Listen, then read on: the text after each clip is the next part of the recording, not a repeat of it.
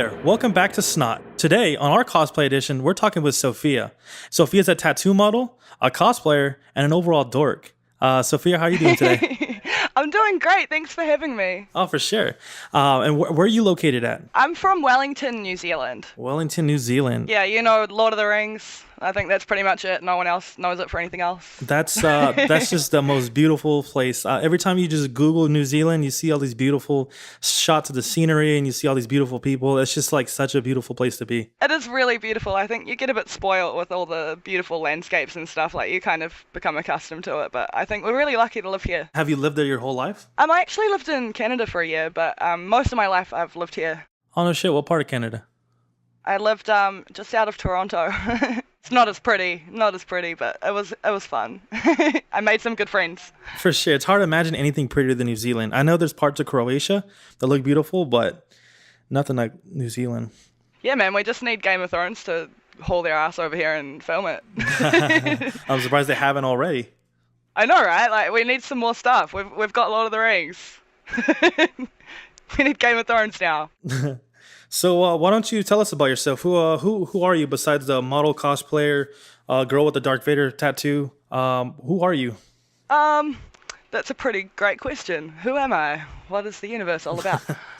I'm Sophia. I'm 24. I'm a model and a cosplayer, and I live in New Zealand.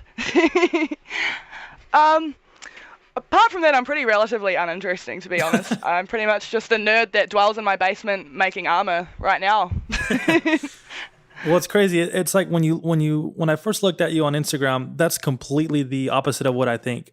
So, what? Well, I mean, do you have any hobbies? Like, are you a gamer? Are you other than making art? How do you spend your time? I pretty much spend all my time on photo shoots and cosplay right now, to be honest. But aside from that, no, I'm not really a gamer. I play the odd game. I really loved Battlefront, but that's because of Star Wars and stuff, you know. I'm pretty useless at games, to be honest. Are you the one that like shoots in the sky and shit? Not quite, but, you know, like my kill to death ratio is usually pretty even. That's funny. So you love Star Wars then? Yeah, I really like Star Wars. Star Wars is awesome. I see that you have a Darth Vader tattoo, correct? Yeah, so that's quite a funny story. I guess it was fairly known that I like Star Wars. I mean, within my friend group or people that even vaguely knew me. And a friend of mine owned a tattoo shop, and he was doing a promotion for the tattoo shop around the time that The Force Awakens came out. So basically he was giving away, everyone in the shop was giving away a Star Wars tattoo, and it was a competition, and basically you just had to send in your idea, and whoever had a concept that the tattoo artist wanted, they'd get the tattoo. But because I kind of had a bit of an in, I was talking to my mate who owns the shop, and we were discussing a tattoo, and I said that I was really keen as long as I could kind of pick what I wanted, and our concept was actually really similar because I wanted a Darth Vader tattoo, and I wanted it to be an original design by him because he's a fabulous artist.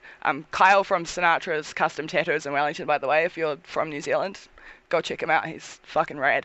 So he drew me up this beautiful design, and I really loved it. And the day before the premiere, we had the whole tattoo day, and everyone was kind of dressed up in costumes and stuff, and he had this like discount Chewbacca, I think is the best way to describe it, outfit on. But he couldn't really tattoo on it, so we had to take the head off, so we just kind of looked like a furry. Because he was just wearing like this brown fursuit tattooing me, and I had a Boba Fett dress on, and the news came and stuff, and it was really embarrassing. But it was great, and I love my tattoo, and I'm so grateful that I got the opportunity to do that. It was really cool. I get a lot of compliments on it. Last time I was in the States, actually, I was at Disneyland, and it was hot as fuck because California. And so I was walking around in my shorts, and people kept passing by me and being like, "Your tattoo's so awesome, man, I love it." And I loved that. It was so cool. I really like that about Americans. You guys are really upfront about stuff, eh? Like, Kiwis don't really do that. Yeah, if we don't like something, we'll let you know. Or if we do, we'll also let you know. Yeah, but that's a good thing because, like, in New Zealand, you walk past someone and you think their outfit's cool, their shoes are cool, they've got a cool tattoo. You just kind of look at it. No one ever says anything about it. But in America, everyone's like, "I love your outfit, man. You look great." That's funny. And also for everyone out there who's listening, it is on her left thigh. and it looks really cool. It's like he's ready to attack somebody. So he has his cape on. He's got everything going for him. He's got a couple of moons in the background. Yeah. One of them looks on fire, and he's like holding his lightsaber like he's about to chop someone's head off. So it's pretty sick. The colors on it look great too. Yeah, he did a really good job. And the design we were going for, I kind of just sent a bunch of pictures that I liked that were based off the original posters. That, you know, that kind of realism painting style art from the original posters. I really liked it, but he definitely did it justice. He designed all of it. No credit to me. So with all that love and with being in the modeling world already, what specifically got you into cosplay? Was it just a love of Star Wars? Was it just seeing people's cool shit? What got you into it? It was mostly just seeing people's cool stuff. I first started going to cons probably about 10 years ago, just as an observer, really. We have a local con. It's because of the population of New Zealand, it's never really been decent, especially 10 years ago when, you know, like, nerd culture wasn't really that mainstream. But I kind of went along one day and I just saw a bunch of these people having heaps of fun, and they were dressed up as anime characters, and I thought this looked really cool. So I was an attendee for a long time, and then one day I thought, hey, I want to join in. So a few years ago when I was in Japan, I thought it would be really fun to do a Gogo Yubari cosplay, but I can't sew for shit. So I basically, while I was shopping for other things in Japan, I was specifically looking out for a uniform kind of outfit that would look similar to Gogo Yubari from Kill Bill. So I managed to score a skirt that looked exactly like her skirt, and some high socks and a little bow that looked like the bow on her uniform. I got a blazer, and then I bought a patch on the internet of the Tokyo school that she's from, the fictitious one, and sewed that on, and my boyfriend helped me make her mace, and that was pretty much my first cosplay. And I went, and a lot of people really liked it, and I had a really good time. So I kind of went from there, I guess. Huh. So what'd you make the mace out of? Okay, so the mace, we basically went to, it's called Mitre 10, I think. It's like a hardware shop. What's the American equivalent of that? Probably Ace Hardware. Yeah, something like that. So we went to the hardware shop anyways. I got a piece of, it was like plumbing tubing for the handle, a chain. We used like what's the material called? It's like a kind of spongy kind of ball, and then just some plastic knives. So, like styrofoam? Yeah, like a styrofoam. No, not like styrofoam. Like a stress ball. You know, like a stress ball. Okay. I don't know what that material is called. Anyways, so we used all that, and then we got some little plastic knives and cut those off to make them the blades, and then stuck them on with epoxy and spray painted it. Huh. And it looked really legit, and everyone was complimenting us on it, and it was really nice. And yeah, I had such a good time. I did a couple more cosplays after that too, but I didn't actually wear them to cons because of my background in photo shoots. One of my best friends is a photographer who I met through shooting and stuff, and I kind of told him that I was interested in doing more cosplay stuff, and he shot some beautiful photos for me of a couple of Game of Thrones cosplays. But it wasn't really until I started really making my own stuff that I became full-blown addicted to cosplay.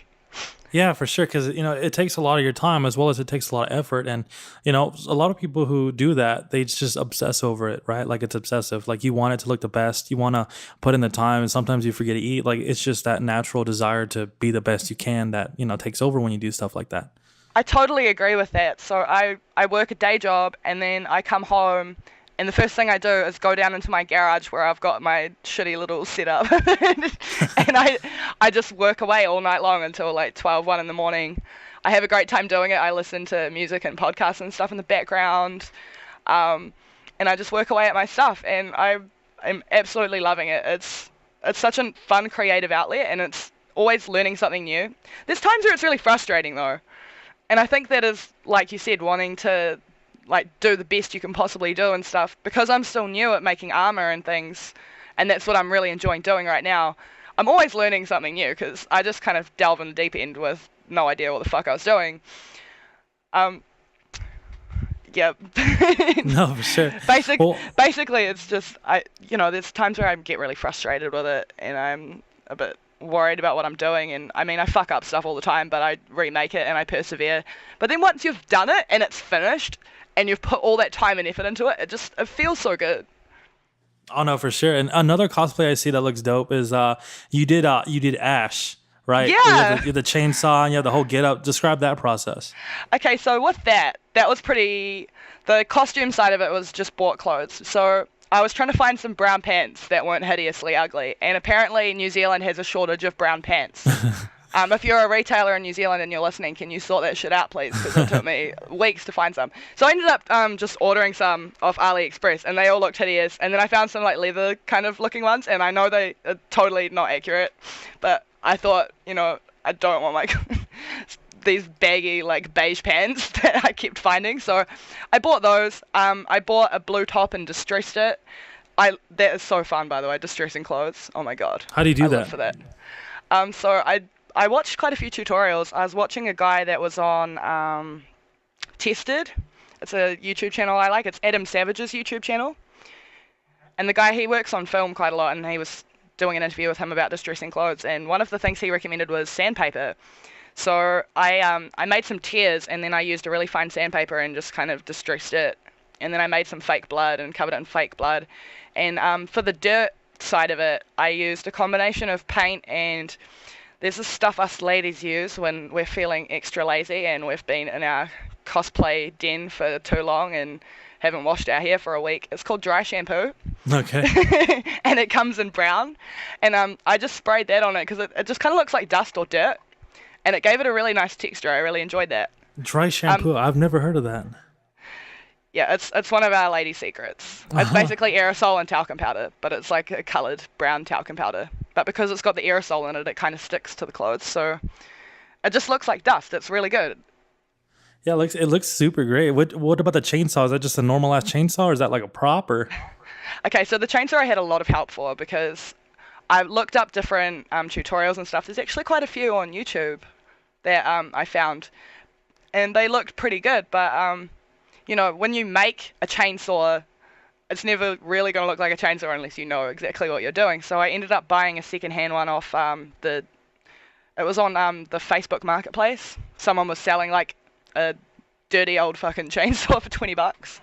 And it looked nothing like it. Like, it was yellow, the blade was in the middle, it looked nothing like it. But it was $20. So I was like, okay, that's a good start. So I got that, and my boyfriend gutted it for me, and he re-pieced it back together, which was a massive mission for him, because he had to use, like, filler and all this stuff, and I didn't know anything about that. So he restructured everything for me, and then I made the piece on the side so that I could move the blade to the side. I made a saw out of warbler and foam, and I put that on the side. And then I got to the fun part, which was painting it all and bloodying it up. So I did a layer of spray paint, and then I started painting in little scratches. I just sat there for a few hours just with a really fine paintbrush and just painted like little tiny scratches and scuffs all over it. I let that dry. Then I put like a blacky kind of wash, so it kind of looked like deadite blood and oil and shit. yeah, And I put that all over it, and then for the chainsaw, I had a good old time with that, man. Just making blood splatters. Yeah, just splashing shit all over the saw. It was good. So when you took that to a convention, did a lot of people were they, oh shit, like did they get a lot of praise for that? Yeah, it's funny because that particular convention, I did 2 cosplays. So the first day I did Ash, and then the second day I did like quite a girly cosplay, so I did 2 really opposite things. But the Ash one, I found the best responses I got were from dads that were there with their families because it's an 80s cult horror, Yeah. and they were like, holy shit, it's Ash from Evil Dead, and they were like really stoked about it. And then their kids are just like, what the fuck, Dad, why are you making me take a photo with a scary lady? This dick. But there was, yeah, but there was one little girl that was really cute, and she's like, you look so scary, but you're so pretty. And I was like, oh my god, that's so cute. But yeah, it was mainly dads that thought I was cool, and I kind of enjoyed that. I was like, yeah, this is a dad cosplay, man. The second day I did an original design. I just kind of one night I just decided that it would be quite fun. This is when I first started doing the armor stuff. I had a bunch of warbler in my garage that I'd bought, and I really lacked the motivation to do anything. Mentally I wasn't feeling that good. I was feeling a bit lazy. Sorry. No, you're good. So I designed a redesign of a Powerpuff Girl, and it was mainly inspired by just like kind of battle armor costumes and stuff that I see a lot of cosplayers do. I think a lot of them are WoW and LOL inspired. So I kind of just designed this battle armor version of a Powerpuff Girl, so I could be kawaii and tough at the same time. And because it was an original design and I wasn't cosplaying it with anybody else, I was really surprised at how many people recognized it. But again, that one was like the opposite of all the dads coming up to me. I had lots of little kids coming up to me because I was like all pink and had a big bow on my head, and they all thought it was really cool, even though they didn't know who I was. Yeah, that was Blossom, right? Yeah. Yeah, there we go. That's funny. Yeah. I had a lot of malfunctions that day, though. It was pretty funny because it was my first armor piece. On the way there in the car, the strap on my top popped, and we had to stop and turn around and go back in and glue it. That's funny. I talked to someone who did a Poison Ivy armor series, or she did a cosplay, and she hit fucked up too. So what she does now is she stress tests it by, like, she'll go for a hike or she'll go for a walk just to make sure that, because at the end of the day, it's like you work so hard on it to not be able to go to a convention or for it to cut short because of a mishap like that is just really shitty. That's such a good idea. I'll remember that one. It's really cool. I think that it must have started at the American cons because I've seen it a bit on the internet. But recently at Archons, they've introduced like a cosplay pit stop, and I totally take my hats off to those guys, man. They saved my ass. Because after I had that whole malfunction with my top and fixed that, and I had it sitting on my knee with the heater on blast in the car drying, like wearing a dressing gown in the car. My belt broke like as I was walking in the door too, and I happened to be right near the cosplay pit stop, and even though it was just a bit of duct tape, we fixed it up, and it was cool, and I really appreciate that they did that, and that they offer that, because I'm pretty sure they're all volunteers. I think they have that in the American cons as well, eh? Maybe. I've only been to one so far because me and my friends who do the podcast, this is like we're doing this promotion because we didn't understand the world at all, and we just thought it was interesting. And so this past, I think 2 weeks ago, was the Las Vegas Comic Con, and that one was like, this is the 5th year they've been doing it. So I saw a bunch of stuff, but I know it's nowhere near as big as like San Diego. So the San Diego and the New York will probably have pits like that, but that's interesting. That's actually really cool, that people volunteer to do that shit. Yeah, and they do it out of the kindness of their heart, and I think that's really lovely. Oh, for sure. By the way, you're missing out. You need to go to more cons. It's really fun. As soon as I walked into that one, I knew that my life has been nothing until I started walking in, because, I'm a huge nerd too. I love playing games. I love reading comics. My dude is Batman, and I got a signature there when I was there from one of the dudes who illustrates Batman. So I am totally down to just keep doing this shit. Like, I love it. And I love seeing all the cosplayers and start, people dressed up as the coolest shit. Like, are you aware of Gears of War, the game? Yeah. Yeah, so there was 4 people there that dressed up as, like, Dom and Marcus and like all the people there, and it's like, fuck, that's so cool. Shit. Like, that was like super cool. They were walking around just like, and I saw a big ass mech suit there, and I saw someone did a Juggernaut cosplay, which is the big dude from X-Men. Yeah, that's amazing. And that shit's super funny, and it's just cool seeing everyone. Like, I saw just all variations of people too. Like, I saw Rick and Morty there too. It was just really, really cool. I love Rick and Morty. I do too. I literally just started watching the show yesterday. Holy shit, dude. Where have you been? You don't go to cons. You don't watch Rick and Morty. This podcast is over, man. This podcast is done. My life has been done. My life has been opened up so much. But yeah, I saw the episode, just the first 3, I think.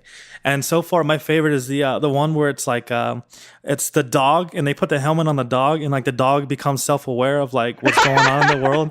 He starts taking over the shit. Oh my god, it's just so funny. Hey, we have a Kiwi cameo in Rick and Morty. And I think it's one of the first episodes. Have you heard of Flight of the Conchords? Yeah. Okay, so Jermaine from Flight of the Conchords plays a fart cloud that talks and sings. Oh, really?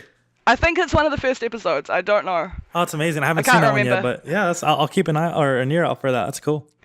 It's so funny. Yeah, I mean, that show is just like, it's just pushing the limits on that, right? Because the shows before that did that were like Family Guy and South Park. But this show is like, It's like super smart too, like South Park smart, I quite enjoyed this last season of South Park, to be honest, but I feel like it's quite different in the sense that South Park relies on like straight up edginess to be funny, whereas Rick and Morty is just like really stupid humor, but it's also really smart. And plus, South Park revolves around like current media, right? Like they, like the whole Trump series they did, where it's like PC and Trump. That's like the funniest to me South Park's ever been. Like they just push so many, like with the whole Caitlyn Jenner thing and with Trump and just all the dumb shit America's doing. Like it's just so funny seeing all that shit just exposed, right? Because you don't really know that that it's stupid until like someone makes fun of it, and you're just like, you know what? Yeah, like that is stupid. That's how I feel about it. It's funny to see people doing it. So Exactly. for a while, it's like just seeing and plus how like dumb it is too. Like like Mr. Garrison was Trump, so his face was like all orange and shit except for parts, because that's how idiotic it is. It's to me it's super Yeah. funny. I think it's super funny as well. And I heard an interview with Matt Stone and Trey Parker, and they basically said that this last season was amazing for them because everything's so fucked up right now that they didn't have to write anything. Yeah, exactly. Yeah. It's like, this is the easiest writing we've ever done. We just, like, the world is writing it for us now. We're just taking the piss out of it. Have you ever seen like there's a documentary that was done about them, how they like push out episodes like at in a week notice and shit? Holy shit, no. That's Yeah, insane. I forgot what it's called, but it's literally just their team. They talk about like out of the 7 days, like 4 of the days is like thinking about story ideas. Like it was about the episode about the human centipede, but it was the apple, Oh my god, yeah. but it was the Apple products. So they were talking about they brought in writers, they talked about it, they threw their ideas out, they did this and that, and then the audio and visual team, they started working on it, and everything was just such on a tight limit. Like they pump out the shit like every week. But like, because the Simpsons, they do that shit like monthly. Like it takes a whole month or something to do an episode.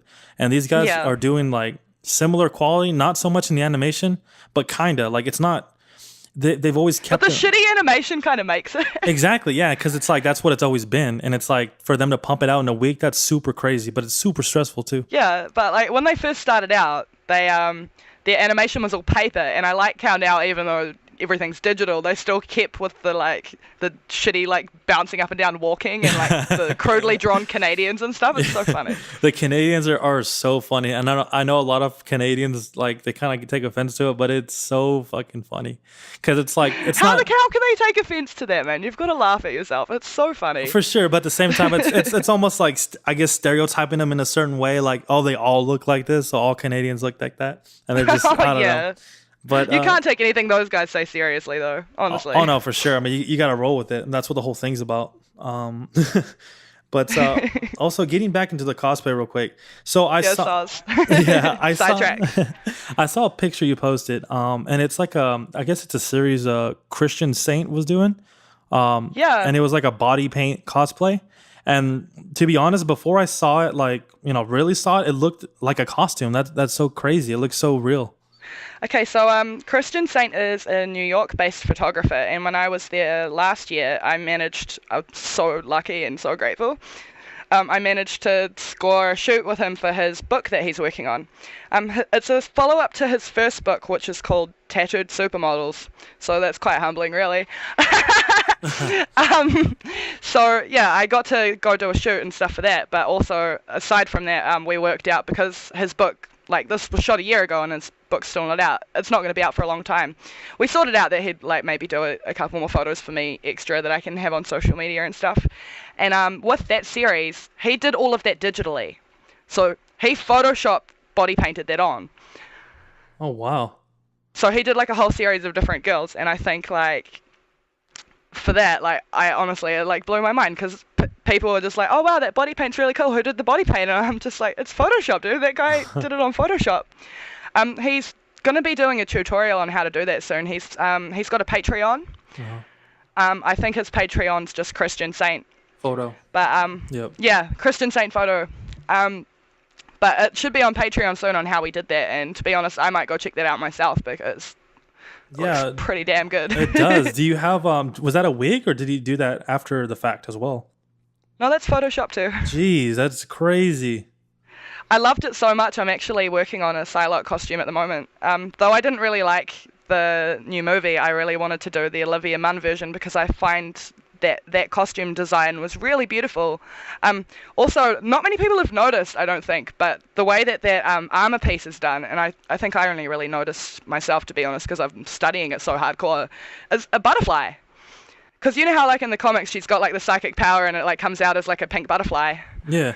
The armor design is like it's like a kind of like a mecha looking butterfly, and I think that's so fucking cool. Yeah, I mean, Like, I love Olivia Munn's like take on, or I guess that take on Psylocke in general. Like she looks so good in that, and hey, I look forward to that. That'd be a great like cosplay to do because you look so good as it just like that. So to actually do it and create it yourself, it'll probably look phenomenal. yeah, but like the stakes are high. I mean, Olivia Munn, man. Nah, for sure. Woman But looks good in anything or in nothing. you know what's crazy is like she used to be an intern at Fox. Like she used to be an intern, like a PA. Like she never walked in being an actor. She was an intern for a few years, and they picked her up. Just kind of like how your story was with being a model, Yeah. which is fucking crazy. But So she was an intern at Fox. yeah, she was an intern at Fox, or yeah, one of the big production suites. Like she was on the set. Like she was in, when you think of Hollywood sets and all that, she was a PA doing that shit. Like, and she's made a Facebook or Instagram post about it. Like, hey, like I feel so humbled. If you go to when the film came out, she made a post like, hey, I used to work here, like X amount of years ago, and I never thought I'd actually be in a movie this big and blah blah blah. And it's crazy. It's crazy humbling. That's so amazing. Good on her. Yeah. But Yeah, she's super hot. oh, for sure. Yeah, I absolutely love her. But I think we all do, dude. Yeah. We've got eyes. If you've got eyes, you love Olivia Munn. That's just a I've rule. literally been watching every movie she's came out with, whether the movie's good or not. Fuck it, like Olivia Munn's in it. Done. I haven't seen any other movies she's in. She did the one comedy where it's like she works as like, what the fuck is it called? It's like a Christmas movie.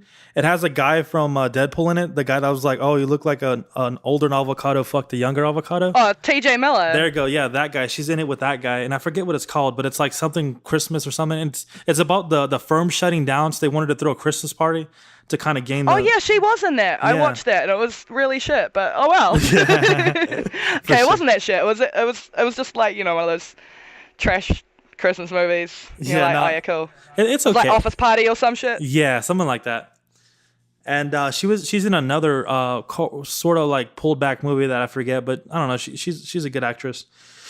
But so hearing that story, we talked just very slightly about it. But so you've been a model longer than you've been a cosplayer. So how does one get into the modeling world, and when did you start?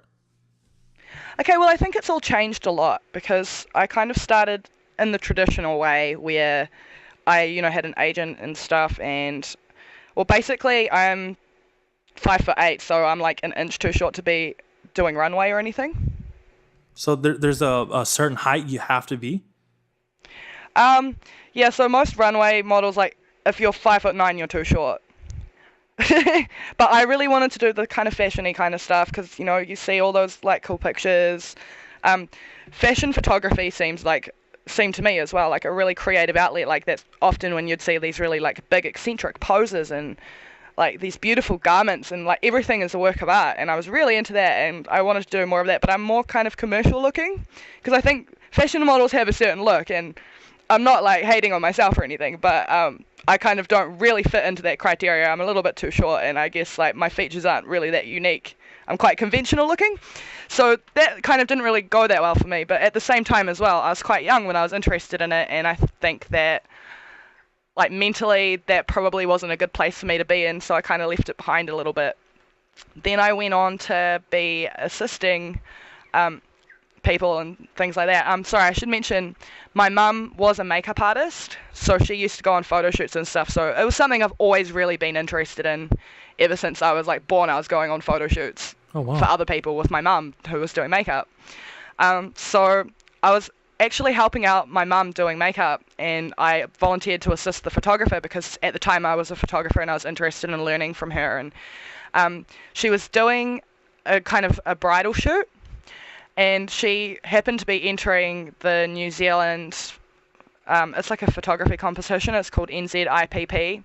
I think they have them everywhere. Like everyone gets like a gold, silver, bronze or whatever for a photo. But she had another dress that didn't fit the model, and it ended up fitting me. And she decided to go with a concept that she just thought of on the spot for the competition, where I was kind of like the badass bride, and the other model is like angelic, and so I had like an old pistol, and I'm like standing behind her shooting like I'm this like jealous crazy ex-girlfriend, and I'm jealous of her like marrying my man and stuff. And she I think she got a silver or something for that photo, but that was kind of like my first go, and it kind of opened my eyes a bit, and I realized that you could get quite creative with modeling. From there I went on and I did a little bit more. What was my tangent on? So I think things have changed a lot now, because I feel like it's kind of bold. I don't want to like be presenting anything false or anything and say anyone can do anything now, but like the internet has really opened doors, and a lot of people are becoming self-made these days. Like anyone can be a star almost, like, you know, like YouTube and Instagram and stuff have opened up so much for people, especially creatives. It's been really good.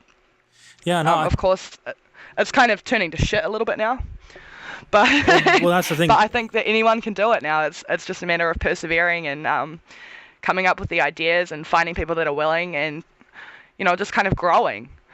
Oh no, for sure. I completely agree. I mean, the internet has opened up the doors of so many people, you know, and that's with everything, you know, with the invention of cheaper tools to record yourself or to video, you know, to videograph something, to take pictures. A lot of that has opened the world so much, but at the same time, you have to understand, you know, the more people that are involved, the more shit you're gonna get.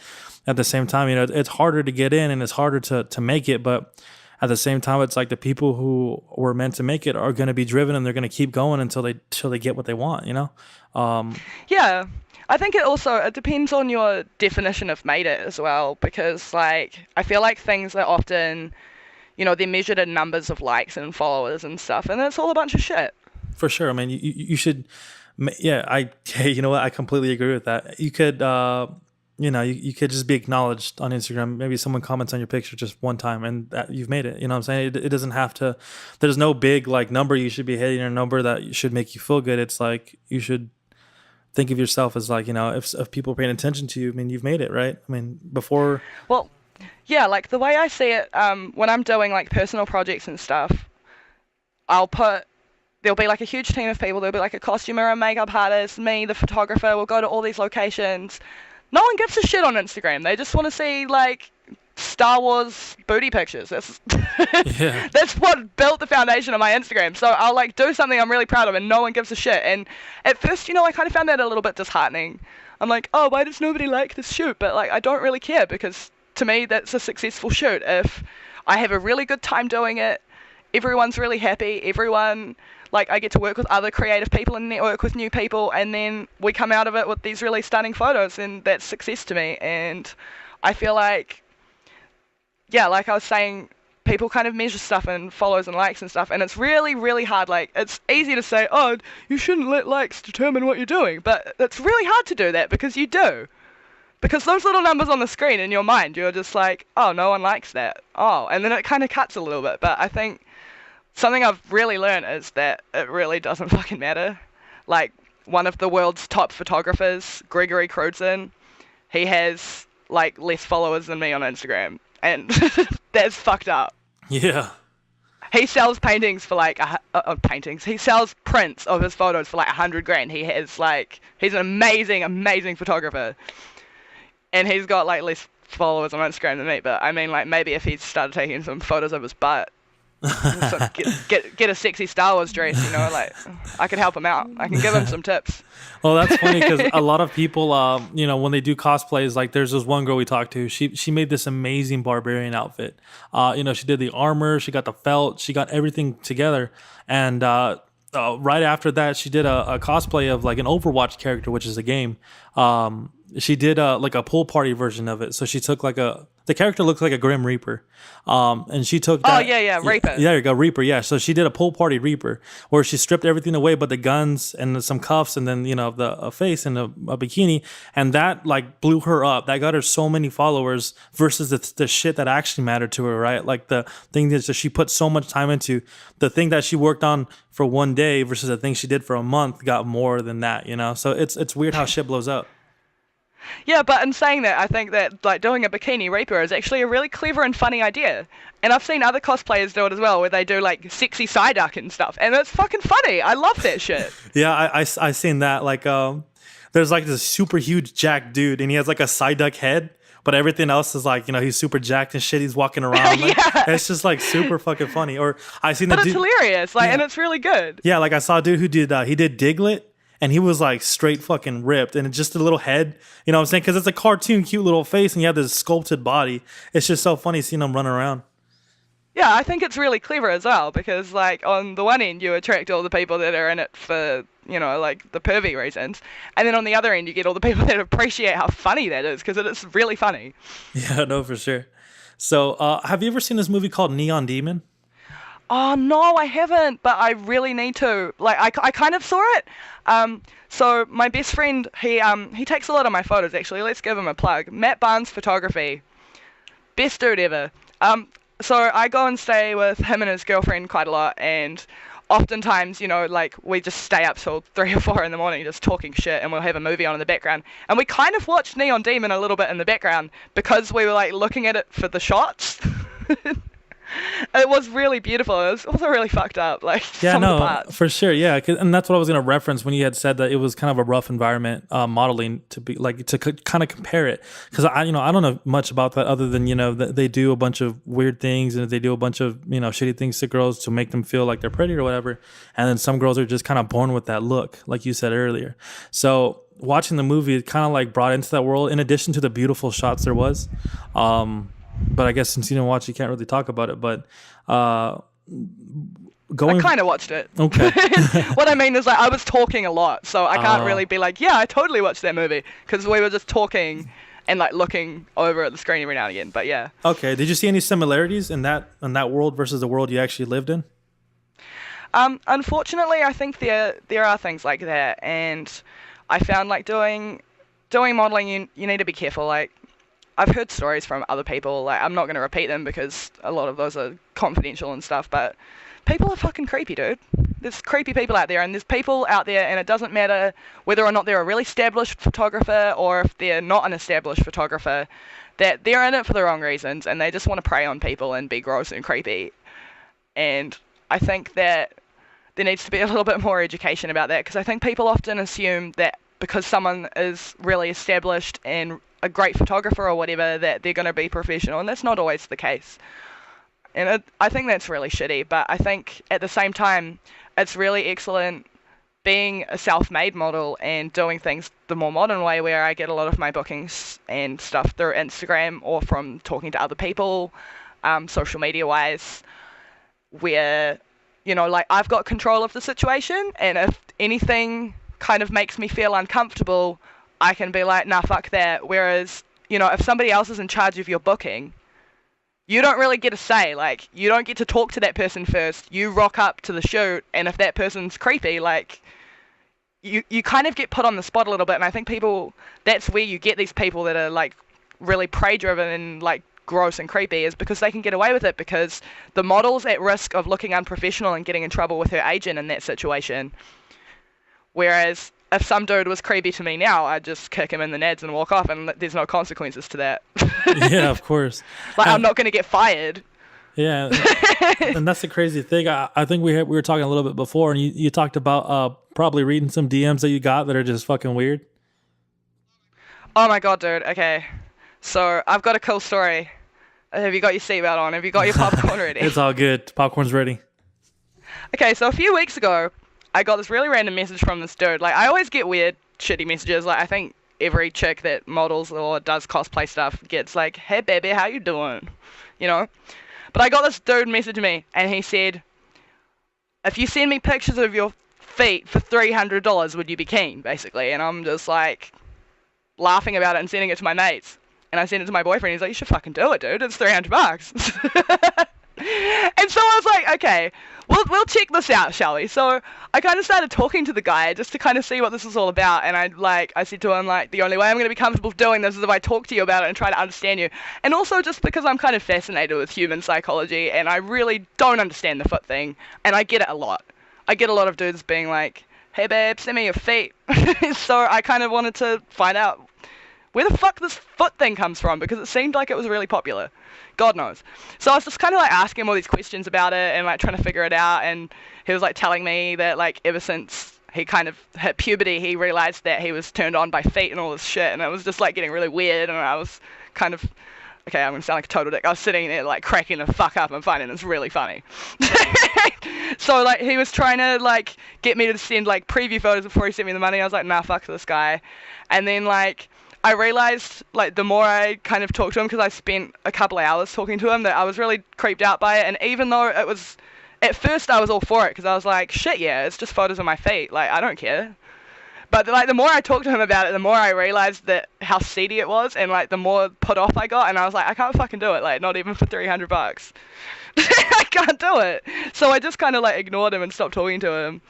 And like he sent me so many messages. He sent me like 20 messages in a row after I told him that I wasn't going to do it, like begging me and stuff. And I was like, this dude is fucking mentally unstable. Yeah, it's crazy, because you know, this guy could be a dentist, this guy could be a doctor, you know what I'm saying? It's just, people are so weird sometimes. Yeah, but like, I mean, like, I get it, like, if you've got a weird fetish or whatever and you got money and you want to like pay to see someone's feet, like that's fine, whatever. But like the fact that he harassed me so hard afterwards, I was kind of happy that I decided not to do it. But it was very interesting, at least. No, for I'm sure. glad I kind of humored it, and like I learned a bit about it, because honestly, I'm sure like if you talk to other cosplay models, careful how you approach it. People like feet, and it's fucked up. It is crazy. I don't. I Sorry if personally- someone's listening and they like feet, but like I don't fucking get it, man. Feet are not sexy. Oh man. I get boobs, I get butts, but feet, man, come on. Feet are just naturally dirty, so it's got to be something deep down. You know, maybe they were kicked a lot. Maybe that's how they see comforts, by seeing feet. I don't know.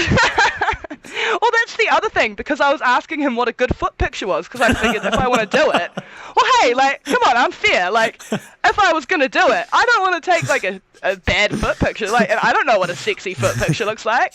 Like, how do you take a sexy foot picture? Oh And so I was, like, my God. asking him, and he was telling me he likes, like, dirty feet and stuff. And I was like, ah. And I was like, Oh okay, my I don't, God. like, I can't take any today, because, like, I shower a Oh my lot. God. And, I can like, just- I wear clean socks. I'm not gross. I can just imagine this dude saying like, all right, so what you're gonna do is you're gonna put your foot in like a tub, right? And then in the tub it's gonna be like filled with sand and like beach ornaments. Like you get yourself like a little umbrella, little lawn chairs and stuff. Maybe make a little bikini for your foot and just leave it there. Right? Just being so fucking specific for it. Like, hey, if you know, this is what I need. That's ridiculous. Oh my god. Yeah, but I had to ask. Like, I needed to know. Oh, I so need to know these things. what In would case, you know, like it becomes a thriving business, and like my feet become in hot demand and people start offering me like $1,000 and stuff, you know? It's smart to leave your options open. So what would have been okay if he was like, oh, put some googly eyes on it? No, I don't think I was ever okay with it, to be honest. I Okay. think like You were just doing it was just, I saw the dollar signs and I was like, what is this all about? What is this foot fetish? So I kind of, I don't know, I just thought I'd find out, and I don't think I was ever comfortable with it, and I just was like, what the fuck, man, like, I don't care about money that much, like, Oh whatever. no, for sure. So I'm looking on your Instagram, and it's I see that you are actually on the cover of a tattoo magazine. Yeah, that was kind of a surprise, actually. That was my second cover ever.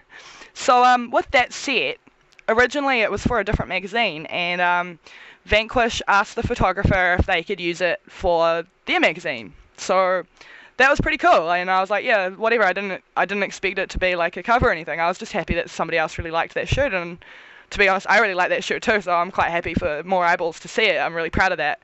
And then, yeah, when it came out, it was on the cover. I was like, fuck yeah.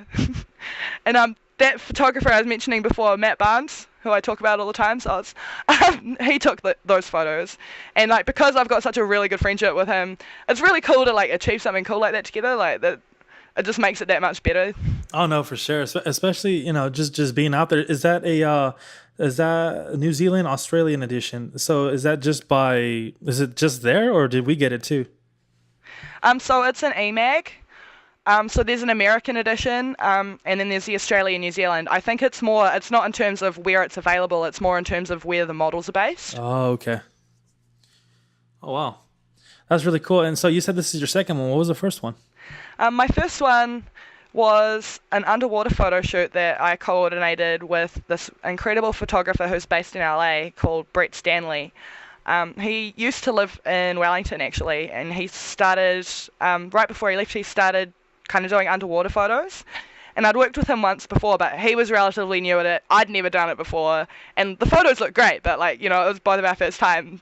Well, not his first time, but it was my first time doing it, and he was still new at it. And so I really wanted to do it again. And I was trying to think of a concept that was kind of new with underwater, because I feel like a lot of the time when people do underwater stuff, like, nothing against it, I think it looks gorgeous, but it tends to be, like a big, pretty dress and underwater picture of someone, like, falling in the water with a big, beautiful ball gown on. And, like, that looks cool, but I wanted to try something different. So I was kind of thinking along the lines of, like, underwater is kind of like anti-gravity, blah, blah, blah. So I ended up going with a space theme. So I talked to a mate of mine that works for Peter Jackson's Weta Workshop, which is where all of the props and movie props and stuff are made here in Wellington. I asked him to make me a ray gun for the shoot, and he nailed it, man. He made me this really epic ray gun, and I had this this bodysuit on that was all embezzled with diamantes, and I did my makeup kind of metallic-y, and basically the ideas were quite loose, and I was quite happy to work with Brett on like what he wanted to do, but the only thing I really wanted was I really wanted a shot of me like pulling like a war face and like shooting my gun, and he nailed that. It took a few goes, but we got it, and he photoshopped like a laser coming out of it and stuff, and so we did this whole shoot anyways. I'm sorry, I love that shoot, it makes me excited to talk about it. And I really wanted to send it to Goth-esque magazine, which is I think it's Canadian or American based magazine. It's basically kind of like dark fashion, beauty, alternative gothy kind of stuff, if the name doesn't give it away.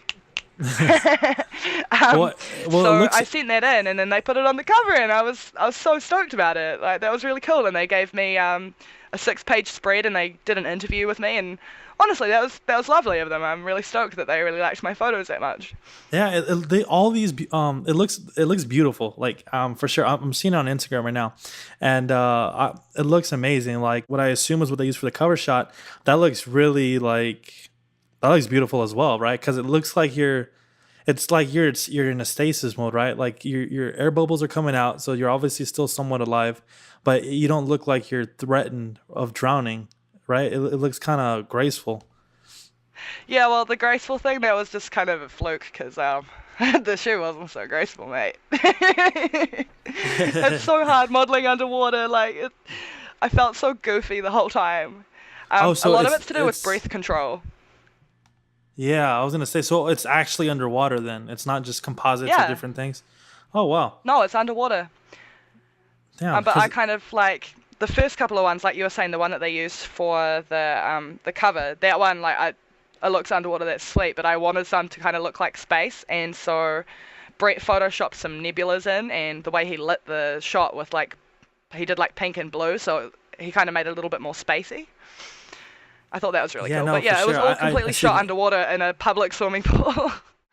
Wow, that's ridiculous. And it looks like there's a game called Mass Effect Andromeda, and that's kind of what that feel goes for me.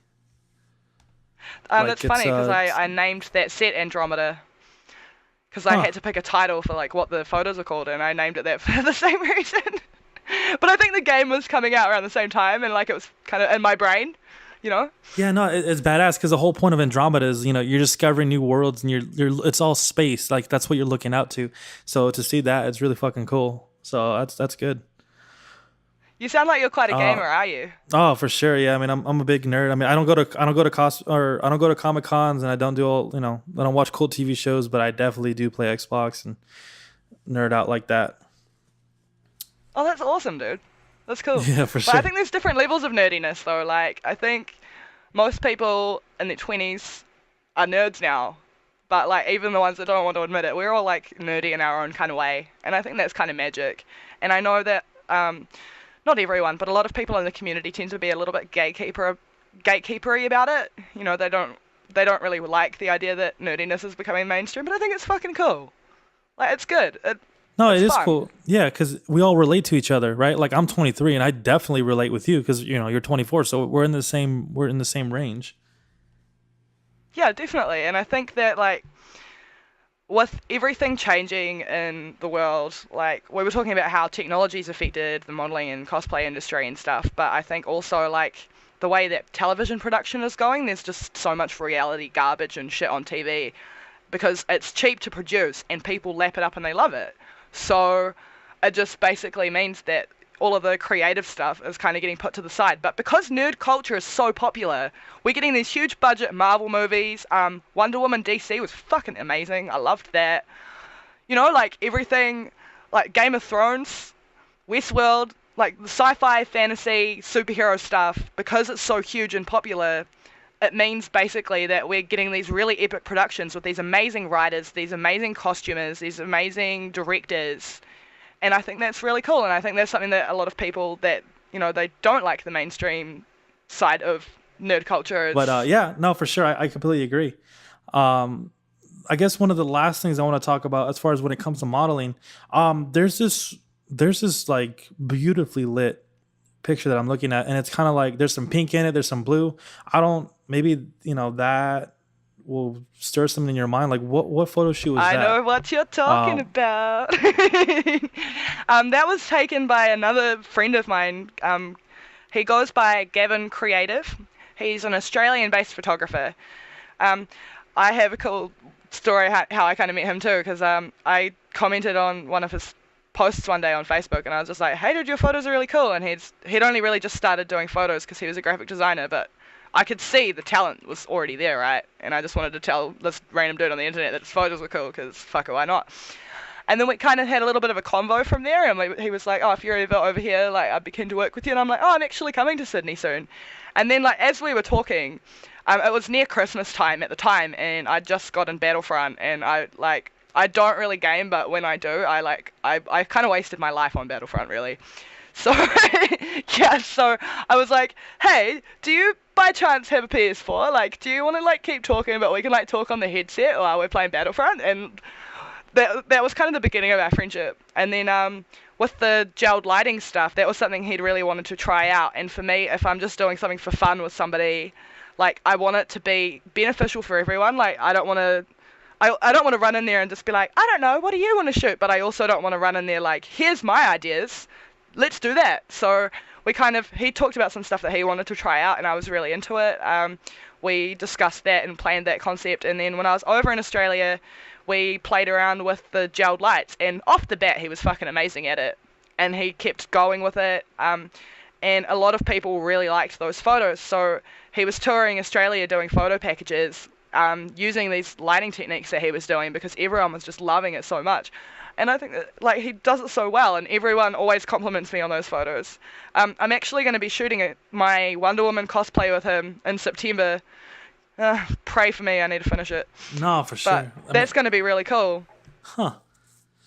Yeah, it looks amazing. I can't wait to see that. I wonder what kind of ideas you guys are going to have. So that looks really cool.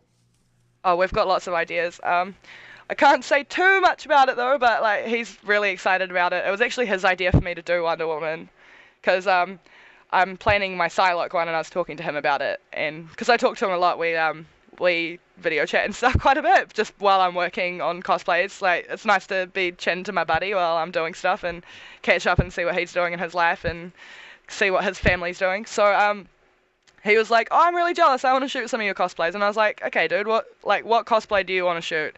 Like, if you name something and I like the idea, we can sort something out. And straight off the bat, he's like, I really want to do Wonder Woman. And I was like, hell yeah, man, that's a great idea. And then I saw the movie, and I was like, oh, I am so definitely doing this. Like, I'm so there. I loved it. Like, sitting there watching the movie, I kind of got quite distracted because I was so busy looking at all of the costumes. Like, but they're all so well done and so good, and I was like, yeah, I really want to do this. So we've kind of been planning, like, shoot locations and things like that. I can't say too much, but I kind of had an idea that involves another character, and there's a cosplayer over there that I haven't asked yet, because I don't want to be a dork and be like, hey, do you want to shoot this costume with me? I haven't made it yet, but it'll be good, honest. So he's talked to her before, and I really wanted to, like, my concept involved this other character, and she's really amazing at playing this character. So hopefully, if I sort my shit out and I've, like, at least, 3/4 of the way made it, and I've got some photos to show that it's not like a piece of crap, hopefully I can set up a shoot with her, because we've got some really cool ideas, and that's going to be fun. But if not, like all the other ideas we have are going to be so cool, and I'm going to be over there in Australia in September. I'm going over there for a magazine shoot that I'm organising with the magazine at the moment. Also can't talk about that, but that'll be exciting. No, for sure. I mean, Yay! And then while I'm there, I get to hang out with my buddy and shoot cosplays, and I might try to put the feelers out to other photographers in Sydney and see if I can score a couple of shoots while I'm over there. no. That'd be cool. Oh, for sure. I mean, I just got done with the podcast talking with a cosplayer photographer. And he says like the shittiest thing you could do to yourself is not ask. He's like, because sometimes you never know, like, a photographer is always looking for something to take pictures of. And if you ask them and you seem interested and it's like, oh shit, like I was looking for someone anyways, like, or even cosplayers, cosplayers are always looking to team up on something. So, if you're afraid to ask, you don't ask, that's the shit that like kind of, that you do bad to yourself, Definitely agree with that. And I think I'm really lucky because I've got the background in modeling and I know so many people in the like tattoo modeling industry and stuff. For any cosplayers listening out there, you'd be surprised by how many mainstream photographers are really keen on like shooting your cosplays, because it's interesting and it's fun and there's quite a lot that you can do with a lot of them, so never be afraid to ask a photographer if you like their work if you've never seen them shoot a cosplay, because you'd be surprised. Like, I think a lot of people think it's cool and they would love the opportunity to shoot a character that they're really into. Oh, fantastic. And going on to that, so one of the last questions I'll ask you is, what are some tips you give to people who are lacking either the know-how or courage to do what you do, whether it be cosplaying, modeling, just having the courage to ask people? What kind of advice can you give? Okay, so my first advice is that we are lucky that in our generation we've got an infinite resource of tools and stuff in our pocket, like on our computers, on our phones. There's so much information out there on how to make things. Like, I don't know what the fuck I'm doing. If I can do it, anyone can do it.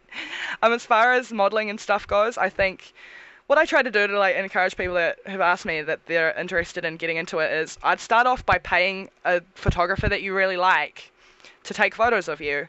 I'd definitely ask other models that they've worked with, like how they are with direction and stuff, because I think that's going to be a big thing if you're a new photographer. You want a new model. You really want to find somebody that's going to be able to like give you that guidance. But yeah, again, there's also there's resources and stuff for modeling and stuff on the internet. Depending on where you are, there's probably workshops on. You might find like someone you follow on Instagram's doing a workshop, or has a video on YouTube or something showing you like how to do poses and stuff. I think, yeah, like definitely what you were saying before about like don't be afraid to message people. Just make sure that you do it with tact and that you respect the person that you're messaging, because if you like message someone, you're like, hey, do you want to like do a shoot for your portfolio? They're probably not going to reply because you're not respecting them as an artist. You're basically going, hey, take free photos of me. But like never be afraid to ask someone. The way I ask people if I'm ever going to do that is I introduce myself. I say, hey, like I'm going to be wherever I am, like, and I noticed your work and I think you're really good. If you've got any concepts that you're interested in playing around with or trying out, I'd be really interested in modeling for you and working with you and on helping you with those. If not, that's all good too. Have a nice day. And I like that never really goes wrong, because you're giving that person the opportunity to experiment and learn new skills themselves at the same time as like, if it goes well, you might get something out of it too.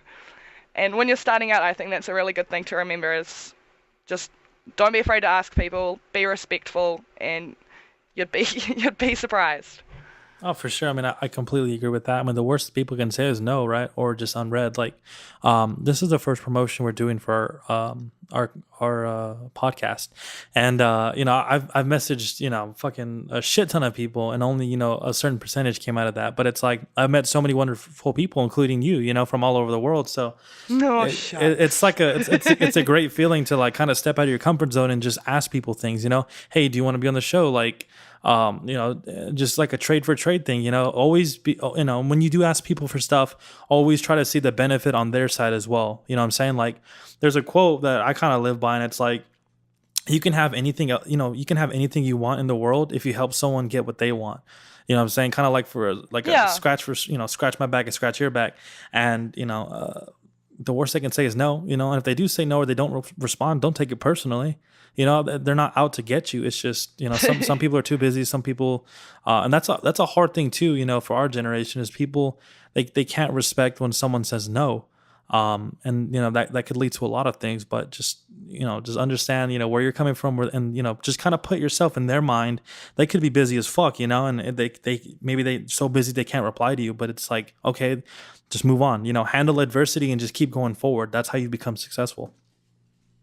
Yeah, and I think if like with modeling agencies and stuff, there's always a lot of no's. But when I was younger, I didn't really know how to separate that. Like, I'd take that really personally. I'd be like, oh no, they said no because I'm ugly. But like, it's not that at all. It's like maybe they wanted a blonde model, maybe they wanted a model with freckles. Like, people have their reasons for saying no, and as long as you're like gracious, like you were when you asked me to do this podcast, you were really polite and really lovely, and I was like, fuck it, why not? It sounds like a good time, and you were really nice about it. Like, as long as you're nice and polite to people, you've got nothing to lose. Oh, for sure. Like, just be nice to people. Just don't be a dick. That's my free advice to everyone on everything. Don't be a dick. That's some free non-charge advice, guys. Don't be a dick. It'll help you out. Non-charge, no, it's $5.99. Oh shit! Here we go. We'll start a little subscription. It's my religion. It's called Don't Be a Dick. You can buy my book on Amazon. Don't Be a Dick by Sophia Stace. $5.99. That's a cheap price considering. But so the last thing is, thank you so much for coming out, and thank you so much for talking about everything. It's been such a wonderful experience, this whole promotion. And thank you so much for helping me out with getting the word out about my show and you being a part of it. So what are some social media links people who are listening can follow you on, or just maybe some people you want to shout out? I know you've been kind of shouting people out as we go, but let's just, recap on all that. And if you could spell it out as well. Okay, sweet. So my social media links, I've kind of jumped ship on my Facebook page, so don't mind that. And don't look me up on Facebook and send me a friend request, especially if you've got a picture of a car as your Facebook picture. Fuck off. My Instagram is at SophiaStace, SophiaStace.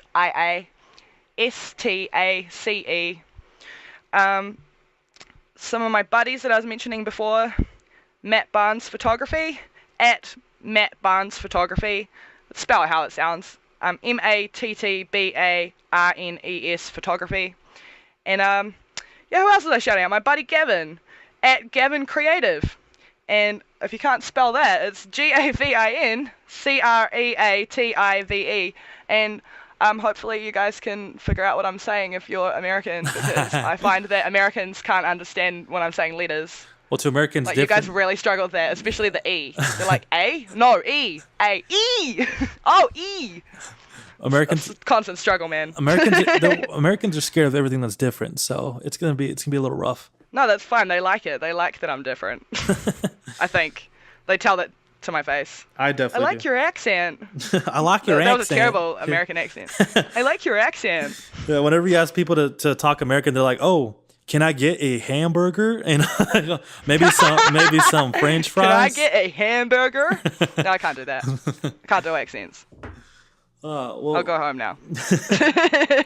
Well, again, thank you so much for coming out and doing the show. And, thank you. I would love to have you back on when we do another pass on this. But, I hope everything works out for you, and we'll definitely keep out. We'll keep in contact, and definitely look forward to seeing your Wonder Woman and Psylocke for sure. Oh, that'd be lovely, dude. Thanks so much for having me. Oh, no problem. Thank you so much. Have a good night. You too. Yay, can I cough now? Fuck, I was holding them for so long.